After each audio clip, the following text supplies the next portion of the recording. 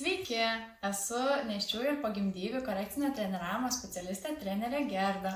Ir šiandien noriu pasidalinti su jumis, kaip patestuoti tą diastazę tiek nėštumo metu, tiek po gimdymo lygiai taip pat. Pati laukiuosi, man yra 22 savaitės ir jūs pamatysite, kaip tai atrodo ant nėštukės pilvo ir pati turiu diastazę, su kuria esu susigyvenus ir moku atlikti funkciją. Bet jinai vis dar pas mane yra, tai galiu jums puikiai parodyti, kaip tai atrodo ir ko jūs turėtumėte vengti. Gerai, tai dabar atsigulsime pirmiausia per šoną ant nugaros. Pilnai prigluskite prie žemės ir stenkite sulenkti kojas. Truputį pakelkite galvą į viršų ir tiesiog nieko nekvėpuojant, jūs pamatysite iš karto, kur yra iškilimas. Štai pas mane matosi akivaizdžiai iškilimas ir jeigu aš spaušiu pirštuku, tai galėčiau pasisveikinti su viskuo, kas yra viduje.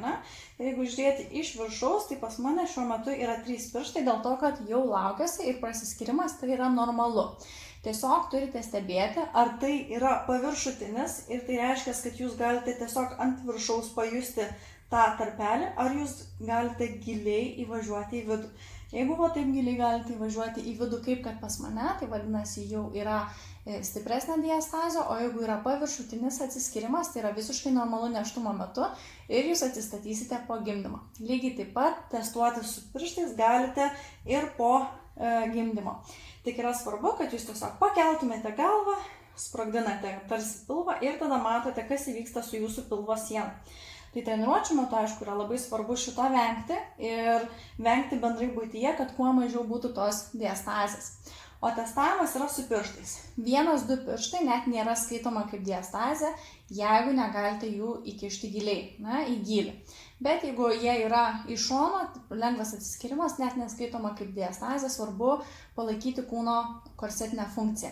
Bet jeigu yra 3 ir daugiau prasiskirimas, tai yra pakankamai rimta diastazė. Todėl yra svarbu ją susitvarkyti ir susitvarkyti savo kūno funkcinį stabilumą. Tai reiškia dirbti su savo diafragma, dirbti su savo dubens dugnu ir ypatingai dirbti su savo pilvo sienos stabilumu. Stabilumu, jėga ir suėmimu. Tai tiek.